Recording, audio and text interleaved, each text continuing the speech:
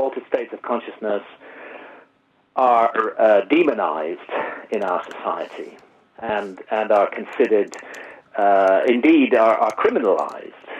If you take psilocybin or LSD or DMT and get caught, you can be sent to prison. Yep. You can have your life ruined for doing that. And there's been a whole argument made by our society going back 40 plus years called the war on drugs, which is sought to say that these states of consciousness are terrible, they're very bad for society. If they're allowed, then society will collapse, and all that, complete heap of utter bullshit, which masquerades. Well, there has been some progress, though. I mean, if you look at the legalization of marijuana in the U.S. Yeah, it's a really great thing that's happening in the U.S. Yeah, nobody would have ever imagined that would happen. And well, that's happening because, well, first of all, it's happening. It couldn't happen in Britain in that way because we have this patriarchal club-run society. But in America, the independence of the individual is still, to some extent, sacrosanct, and states have rights, and individual Americans have voted with their feet and have legalized this on a state level in 4 states now. What is it? Alaska, Oregon, Washington, and Colorado. That's right. And legalized for medical use in many others, and decriminalized in others. Even Washington, D.C., the city council has decriminalized marijuana. Yeah, it's incredible. So this is all because people are politically active in America, and they are taking their rights seriously. The whole argument of the war on drugs is a war on consciousness. It is saying that the state can tell us what we may or may not do in the very private, personal inner sanctum of our own consciousness. And that is a grotesque abuse of human rights. And I think what's happened is that in America, people have begun to wake up and realize that. And I'm glad it's happening in America, because it's America at the federal level which has led the charge in the war on drugs, and which has been responsible for causing so much harm and so much damage to so many millions of lives around the world as a result of this fucking war on drugs. Yeah. Which should never have been allowed to happen. Well, but they would say that some of it is about protecting people. And that's absolute bullshit. And any intelligent person but that knows that. Certain drugs, like surely you would agree with that, you wouldn't want to legalize heroin. Right? I would totally legalize heroin. I would legalize everything. Wow, okay. Do you think it keeps it out of people's hands to make it illegal? Of course not. Huh. Of course it doesn't. Of course, if somebody wants heroin, they can get it. Otherwise, why do we have heroin addicts? That's true. But they make it a little bit harder. What is the point of this? What is the point of this illegalizing things and ruining some people's lives when it actually doesn't stop the abuse of the substance? Well, they would say that it does bring down the usage dramatically, and all the statistics prove them wrong. In countries that have legalized or decriminalized, like Portugal, the use of harmful drugs has radically dropped, not increased. We already have the information with an extremely harmful drug called tobacco.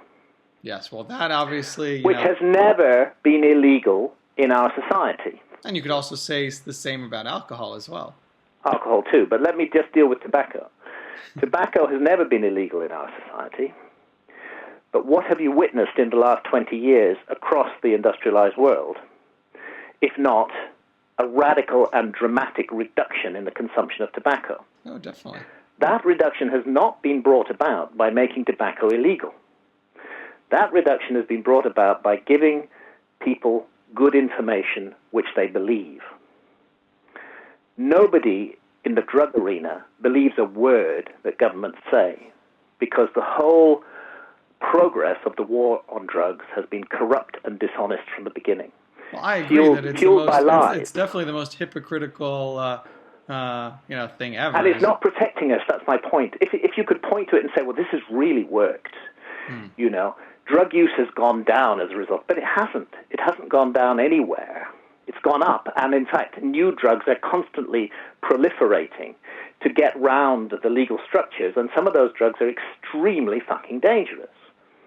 You know, so actually, I think there's a really strong case to be made that the war on drugs is but if causing you legalized huge harm. it completely, you know, then you may be right that it might, you know, the usage might go down, but at the same time, you know, their argument would be, well, how do you protect kids from using it, for example? Well, how do you protect them now, since it's all available, but there's no clear structure or anybody you can safely go to for advice or information that you trust?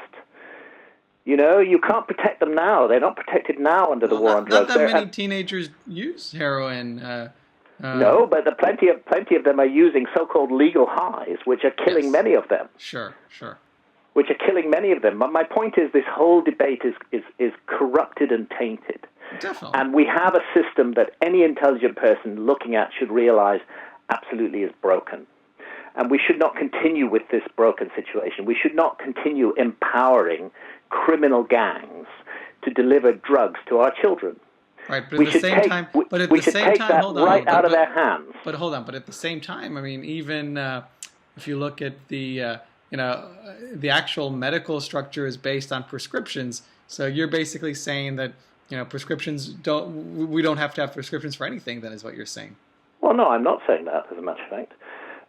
Why? Because if you're saying that, you know, everything should be accessible and legal, then anybody should be able to get anything then. I'm saying first of all that nobody should face a criminal sanction for taking any substance into their own body. Okay, well that's fair, but at the same time, that's the first thing I'm saying. But you have no problem in prosecuting a seller, then, is that right? Let's take this one step at a time. Yeah. First and foremost, those who put substances into their own bodies, so long as they do no harm to others, should not be facing criminal prosecution. Look, everybody would agree with that libertarian. Well, not really. No, most people don't agree with that. No, what they would say that is basically that. And again, I'm not saying this, but plain devil's advocate, they would say that absolutely you're right. As long as you can do whatever you want to yourself, if you're not harming others, but there are certain things that once you start to do them to yourself, they might they might cause you to endanger the rest of society. They might make you more violent, or I don't know, more. Well, sure, you'd have to show me. You'd have to show me the evidence for that, and also the hypocrisy. Why, when we have a known drug called alcohol, which definitely does cause violent crime, and it's completely legal. Oh, I agree. It's totally hypocritical, but that doesn't mean well, that doesn't mean that meth, the crystal meth and heroin don't necessarily, are can also create negative behavior in society. Yeah, but you've got to face the prospect that those things are available to those who want them. They are available. Crystal meth is available. And what I would like to create is a situation where, exactly like tobacco, where the information that's given on the substance comes from a place, first of all, that young rebellious people believe. At the moment, young rebellious people don't believe the government. They know they've been told so many lies.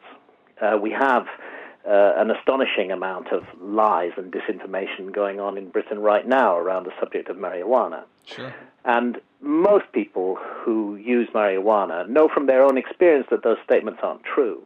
Yeah, well, marijuana, like I think, just as we spoke about in the U.S., nobody's really got a big problem with marijuana these days. Well, they do in Britain. Sure. The government, Cameron just said that, went back to the whole reefer madness thing and says there's now evidence that marijuana drives you insane. So we're absolutely right to keep it as a Class B drug.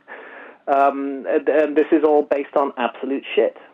Complete lies and nonsense. So if the source of your information is a proven liar, why are you going to believe anything that source says? Yeah, but at the same time, I'm just saying, because the fact that things like heroin and crystal meth are illegal, it does make it a tad bit more difficult to get to them.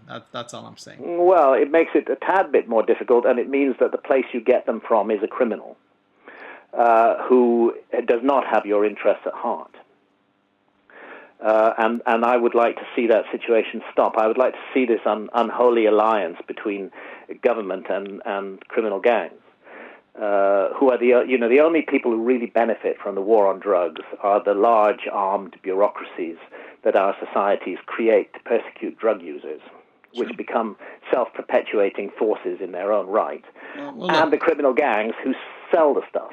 Yeah, well, definitely, it makes sense to not to go after the user. But going back to the seller, so what's your take on then prosecuting then? Well, I would like to see these substances being sold by licensed sellers and properly regulated and controlled. Okay, because regulation is still a form of control nonetheless, right? We have to face the fact we live in a society. Okay. Well, that's what I'm asking. So we do, and I think that there is a case for regulation. Okay. And coupled with really good advice, because there's absolutely no doubt that some drugs are horrendously dangerous and unhelpful. But what we want to get to a situation is where sovereign adults are making the decision not to take those drugs because they know it's not good for them. Yep. I'm very positive about drugs, but I've never taken heroin and have no interest in doing so, nor cocaine, as a matter of fact, and have no interest in doing so. Sure. Because I've read around the subject and I don't feel it's for me. Yeah. And that's my sovereign choice, just as it's my sovereign choice also to take DMT. Sure. So I think that all sounds very reasonable. I guess the counter argument would be that since you still agree that it should be regulated, that it's not just a matter of how much you turn the regulational dial. In effect, regulating things is making them, illegal to some extent. Well, I right? think if somebody wanted to, really wanted to get their hands on some legal heroin, I think they'd have to make a good case as to why. I might be in the terminal stages of a painful. I might be in the terminal stages of a painful illness. I see. And I might reach a rational conclusion that I want to do some heroin, right? In response to that pain, and I think I should be able to go, if necessary, to a doctor and make that case. I think that's a very reasonable argument. I'm just saying, but nonetheless, you're still in this scenario. It's still illegal until someone makes it legal for you. So regulation is still making things inaccessible to some extent, right? It is to some extent making them inaccessible, but I think they would be. I think the whole climate in which we approach this subject would be much more healthy if it were that way. And first and foremost, that we remove completely any criminal sanction on the user or anything against their name for using drugs. I think that would just clear the air on an enormous amount of issues, and we could then step by step try to work out the other issues. But while the air, and they are very complicated, I agree with you, it's not easy. It's not an easy, simple solution. No, not at all, exactly. But the very first step we need to take as a society is to say, no single person will ever again be sent to prison or have their name or reputation ruined because they took a substance that we call a drug. That's done.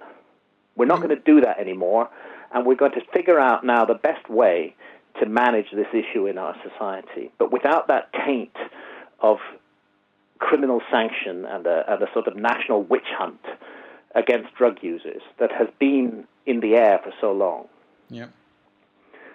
That's the first thing to remove. I'm not a prophet or a seer. I can't predict exactly what problems would be encountered or exactly how they would be overcome, but I think I can say with great confidence, if we removed that criminal sanction, removed it completely, that everything would be much better, and we'd be in much better shape to work out national policies on these subjects. Yeah, no, definitely fair enough. So you've got quite a range of contributors to the Divine Spark. Can you talk about how you got all those people together? Well, they're largely people. See, I wrote a book, was published in 2005, called Supernatural. Mm-hmm. Meetings with the Ancient Teachers of Mankind. I don't know if you know that book. Oh yeah. As I mentioned, I remember you taking ayahuasca. Yes, okay, of course, yes. And I talked about my first 2 experiences with DMT and so on and so forth. Yeah. You see, when I started to research that, when that book was just a kind of glimmer in my eye, I thought I was going to write a book about human origins. Then, as I began to dig into the subject, even before I put it together as a proposal for my publishers, as I began to dig into the subject, I found that I wasn't really interested in the 6 million year story from the last common ancestor with the chimpanzee. What I was interested in was, it's not exactly a moment, but it's a process in the human story when our ancestors seem to switch on to fully symbolic consciousness. They start creating art, amazing art, all around the world. And what I found was that there's a very strong, solid, well-grounded scientific argument that transformation to symbolic behavior may well have been energized by encounters with psychedelic plants and fungi. Because the art itself, the cave art, if you look at Chauvet Cave in France 33,000 years ago, or a cave recently found in Indonesia, almost 40,000 years old, you find that the art's astonishingly similar in both places, and indeed all around the world. And the common factors are that this is a typical art of visionary states of consciousness. Yeah. There are certain diagnostic features that you're mixing different species in there, and hybrids, certain zigzags, certain patterns, particularly they're called entoptics. Certain patterns appear, and it turns out that these patterns are the same as those drawn by volunteers on studies with hallucinogens. Yep. So I suddenly realized here is actually something very interesting, and here's something also that I can engage with directly as a researcher, because there are still shamanistic cultures in the world today who are still taking powerful visionary plants and who are still creating art after the experience. Sure. And then, and also, I mean, there are people like Alex Gray. Alex, absolutely, who's one of our contributors, Martina Hoffman, Robert Venosa, the late Robert Venosa, brilliant man, whose art has been, transformed by visionary substances. I realized this was something I could get into and explore. I could get my feet wet. I could really do this. I could go to the Amazon. I could drink ayahuasca. I didn't have to just read scientific papers. Yeah. And so I started to research and write that book. And in the process, which is a very different book from my Lost Civilization stuff. And in the process, although at the same time, it's still talking about how our ancient societies were had certain leaps of creativity, right?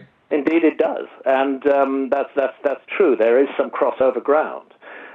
For example, ancient pyramid cities in Peru called Caral, the oldest pyramids in the Americas, to 2,800 BC or thereabouts. Excavation has found no warfare, no conflicts, a widespread trade network, and extensive use of hallucinogens.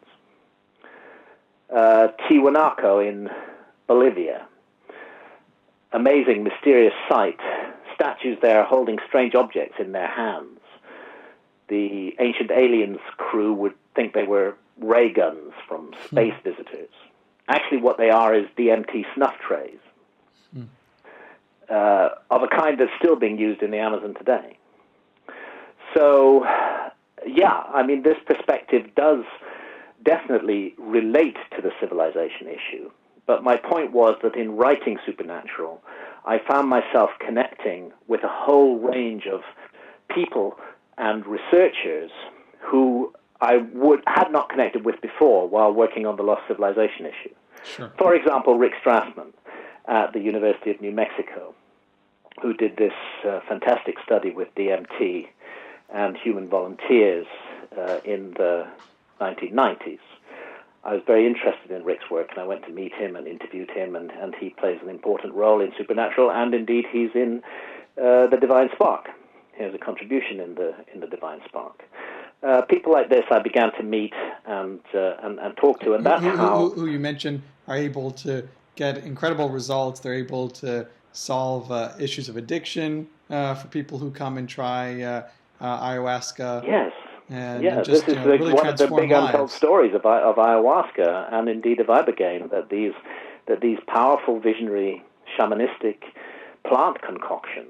I think you mentioned that it might have even been heroin or something, that half of the people who tried it were able to stop being addicted to heroin, I think. That's correct. Like that. Heroin and cocaine. Mm-hmm. They get fantastic results at a place called the Taquihuasi Clinic at Tarapoto in Peru, one of the few places in the world that is regularly giving ayahuasca therapeutically for help, specifically for helping drug addicts. And of course, our insane society persecutes anyone who attempts to give ayahuasca to drug users. They'd much rather give heroin addicts, horrible things like methadone instead of giving them ayahuasca. So when Gabor Mate in Canada started a service for addicts, he's a medical doctor, giving ayahuasca to addicts, he was arrested by the Canadian government and stopped, even though he was producing fantastic results. In the end, he didn't face a criminal sanction, but he had to abandon his practice entirely. All of these things, as I began to understand that these consciousness-altering agents may have played a crucial role in the human story, I also began to feel political about the way our society strictly limits and controls the states of consciousness that we are allowed to experience legally. And you can sense that in talking to me. I do feel strongly about this. I feel we're making a huge mistake as a society. And it needs radical change. So again, this brought me into contact with activists and people working in this field. And so I developed a whole network of new contacts who weren't working on the lost civilization issue, but who were working on issues of consciousness and cognitive liberty. Mm-hmm. And it was out of that network of new contacts that I developed since 2005, and the awareness that many, many, really sharp minds are at work on this subject. I thought, well, this is a good time to put together an anthology that brings together some of the leading voices in different aspects of this field, to show the complexity of the field, to show the depth of the field, and to show the range of work that's being done. And that's basically the idea behind the Divine Spark. Yeah, no, it's great. I'm really looking forward to reading all the bits. I saw in Kindred Spirit, we have, which is also a sister magazine to Watkins Mind, Body, Spirit.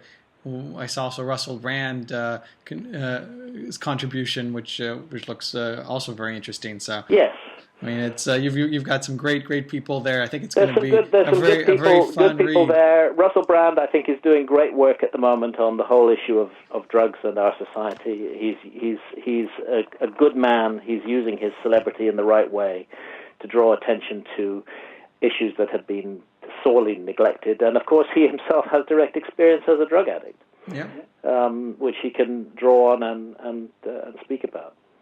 Absolutely. What about the idea that you mentioned that, I don't know, around, let's say 40,000 years ago, we started to use more of these drugs, these psychedelics, the idea that perhaps if that infused us with, I don't know, I guess you could say different states of consciousness and obviously had an effect on our art and culture, could it have also had a major effect on science and the development of ancient civilizations? Yeah, I think it did. I think it absolutely did. Like I've been saying in the earlier part of our conversation, I think there's some really big missing pieces in the human story. at the moment we've got a very partial picture because a lot of evidence and information was rubbed out. But the partial picture, even the partial picture that we have, suggests that it's not just pretty paintings that people make as a result of experiences in altered states of consciousness. It changes the way they think about everything. Mm-hmm. By the way, coming back to that, and can lead to very creative ideas. And there are a number of scientists who will willingly say that in the modern world that their achievements would not have occurred had it not been for LSD, for example. Even Steve Jobs said that. Never would have made the Apple computer if it hadn't been for LSD. Hmm. Well, I think, yeah. I mean, those are obviously very strong data points. I guess just again to try and put things into context, couldn't someone say that why ayahuasca obviously has had major impacts on people's lives, but couldn't you say that any sort of near-death experience would have a similar impact? I mean, as long as you can bring someone into a sort of traumatic situation, or such that they don't take life for granted, wouldn't that also, have a similar, I guess, change of heart for people? Hey, I'm not saying that psychedelics are the only way to do it. I'm just saying that they're a particularly good and efficient way to do it. Mm-hmm. Of course, there's lots of other ways to do it. You can starve yourself for 40 days. I'll put you in a deeply visionary state. You can have a near-death experience, but it's kind of difficult to switch that on at will. Mm-hmm. I had a near-death experience at the age of 16 when I had a near-fatal electric shock. Yes. It was extremely interesting, but I was lucky to survive it. Yeah. You can't go doing that to people at random. But you could try and simulate it, I guess. You could try and simulate it, and I'm all for finding lots of ways to do this. But we have these substances, which are very ancient in our culture and in the human experience. But ayahuasca tested is still by human beings for thousands and thousands of years. Sure, but they're also potentially lethal if you take the wrong amount of ayahuasca. Nobody can take the wrong amount of ayahuasca. Okay, is that right? You'll purge it out of your system. The lethal dose would be somewhere in the range of 3 liters. Wow. Okay. You just can't do that. It's even drinking, a tiny little cupful is absolutely. You've got to brace yourself for it. It's not fun. It's horrible taste. It makes you nauseous. That's what would happen if you drank a liter of it. You'd vomit it all out within minutes. Wow. Okay. So there is no real way. So nobody's. You're not aware if anyone ever overdosing and dying on ayahuasca. There are some specific risks with ayahuasca. If you're on SSRI antidepressants, if you're taking Seroxat or Prozac, then you should not drink ayahuasca. You should have the SSRIs out of your body for at least 3 months, preferably 6. Why is that? Because of something called serotonin syndrome. SSRIs prevent the reuptake of serotonin. In other words, they increase the amount of serotonin in your body, and so does ayahuasca. So you can get maxed out on serotonin. Oh, I see. And that can kill you. Wow. So nobody on SSRIs should take it. Okay. And most people facilitating ayahuasca sessions are very well aware of that. I wouldn't rush to bring anybody with obvious symptoms of psychosis, any schizophrenic. I wouldn't rush to bring them to ayahuasca. I think it's likely it would make it worse rather than better. Great care does have to be taken. Ayahuasca is extremely serious business. People can have very traumatic journeys, which can be deeply disturbing to them. Although usually, as they integrate the experience, they find that it was beneficial in certain ways. Mm-hmm. Not every trip with ayahuasca is a joyous, happy bliss. Far from it. Sure. You're being called to examine the most fundamental aspects of your own being, and areas where you may have been hurtful and unhelpful to others are often projected into the forefront of your consciousness on the ayahuasca journey, whereas in daily life you would push them right to the back. The barriers come down and you start to see the impact you've had on others. This is why people often cry during ayahuasca sessions, because they suddenly get it. Mm-hmm. The harsh words they said to this or that person, the pain they caused, comes through to them. So, it's something to be done with proper guidance in the right setting. Setting's very important too. If you're in a threatening or dangerous setting, the experience will not be good, usually. And it can be deeply unpleasant. And in short, there's no guarantees that you will have a pleasant experience with ayahuasca.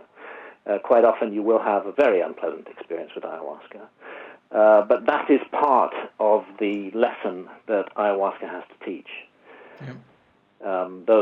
Those teachings are important. It's why they call the plants teachers in the Amazon.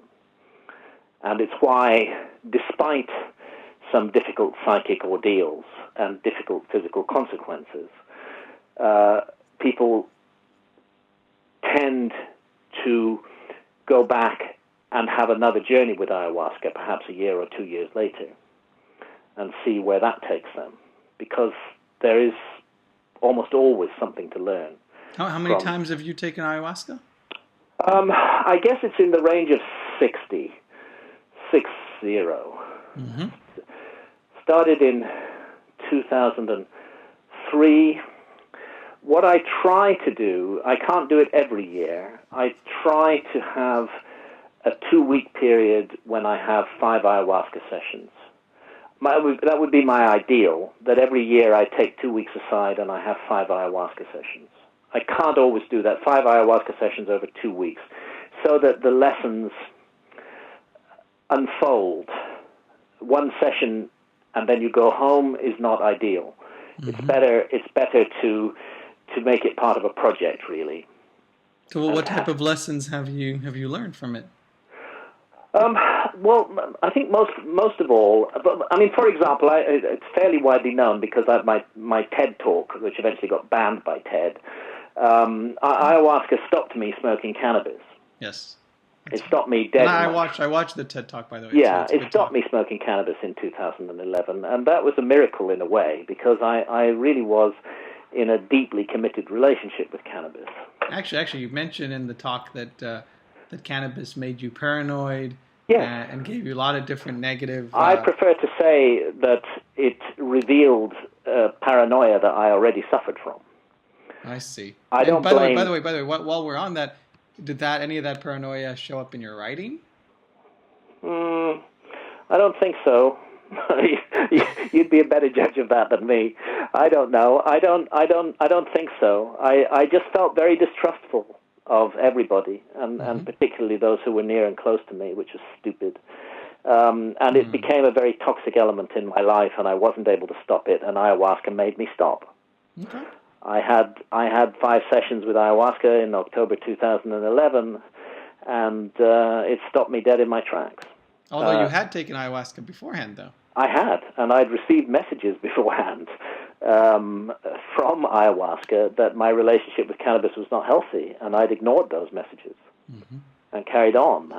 I had such a powerful psychic shock in 2011 that it really brought it home to me, and it made me stop. I'm not sure if I'll stay stopped forever. I had a little bit of cannabis in America in September, actually on Joe Rogan's show. We were talking about this, and I said, after 3 years off, I sometimes wonder if I can dip my toes back in the water and just have the occasional joint. And Joe said, well, why don't you start now? And hauled out a joint, and we smoked it on air. And I enjoyed it. He's a brilliant Yeah, a brilliant guy. He's a brilliant guy. I really love him. He's a super, super guy. Really, really very positive force in the world. I saw him do a stand-up performance in L.A. about a decade ago, and it was just brilliant. Yeah, because everybody knew him at the time as the Fear Factor guy, right? Exactly. No, he's a very brilliant, very complicated guy, and he's doing great work and opening people's minds on lots and lots of issues. So I think there might be a situation. What I would never go back to is smoking cannabis all day long, which is what I used to do. I also would not wish to write under the influence of cannabis these days. I find myself much better with a clear head. Mm-hmm. Previously, I wrote all my books under the influence of cannabis. So, what about trying to take drugs that might be performance enhancing, like Ritalin, that might help you concentrate? I have no problem in concentrating. None at all. I'm pretty good at concentrating, and I'm not. I'm personally not attracted to Ritalin, or even, for that matter, to Red Bull. Mm-hmm. I just don't feel drawn to them at all. I'm interested in the shamanistic substances that profoundly alter your perception of reality, and we're so plugged in to the daily physical world and to functioning in that world that it's very good to be able to step out of it and see things in a different way from time to time. And I'm interested in substances that do that. I see, but it still sounds like you're very old school in your approach, that you're trying to take things that are very like organic and natural rather than some more like newer drugs that have been synthetically engineered. I feel maybe my next lifetime. This one, I think there's enough of the ancient visionary substances. There's the psilocybin, there's the DMT, which is of course of organic origin, comes from various plants. Even LSD actually is derived from a fungus, ergot. Well, everything is natural in one way or another. In that, one way or comes another, from the natural world, right? And I think I'm not in any rush. It's not good to be too eager with these things. They're very profound, very serious experiences. Just as one would not rush eagerly into a war zone, I don't think we should rush eagerly into altered states of consciousness either. But we should know that they're there, mm-hmm. and that if the circumstances are right and we choose to do so, we should have the opportunity to explore those states of consciousness. And fortunately, shamanism, tens of thousands of years of it, have provided us with a tried and tested technology to do that. Mm-hmm. Yeah, absolutely. Which is called the visionary plants. I mean, ayahuasca is a technology. It's a very powerful technology. You can't put together, two plants out of 150,000 in the Amazon. You can't find the right two to put together to produce this effect without some serious scientific work. Yeah, it's pretty amazing, actually, that they were able to do that. Yeah, it is. And these things are, they've co-evolved with humanity. We've had a very long relationship with them, and it's an anomaly and it's an aberrant situation that our society is presently inflicting upon us, and we need to change it. Yeah, but as you say, it's not, obviously there's a lot to be critical of, but it's not as though there's a silver bullet, though. There's no silver bullet. It's very difficult. It's very difficult. But if a society comes from a place of love, I know that sounds like a cliche, but if that's actually what drives policy, mm-hmm. is our concern for fellow human beings and for the best possible situation for them, then it's obvious that the present policy is highly toxic and needs to be abandoned. Hold on. Sorry, just one second. That's all right.